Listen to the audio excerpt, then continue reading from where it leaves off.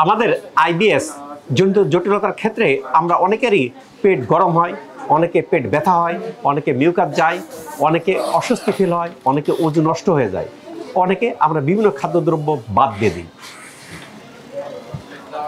শশী হাসপাতালে ব্যতিক্রম, এখানে ওষুধ লাগে না, ওষুধ ছাড়া এই রোগের চিকিৎসা। সিঙ্গাপুরে কত বছর? সিঙ্গাপুরে 13 বছর। 13 বছর। কি অসুবিধা আপনার?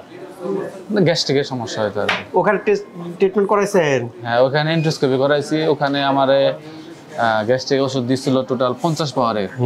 3 মাস খাইছি, কাজে লাগে না। আচ্ছা, এখানে কয়দিন ট্রিটমেন্ট হলো? এখানে 13 দিন। এখন কি ওষুধ খাওয়া লাগে? না, এখন ওষুধ খাই না। এখন ওষুধ খাওয়া লাগে না।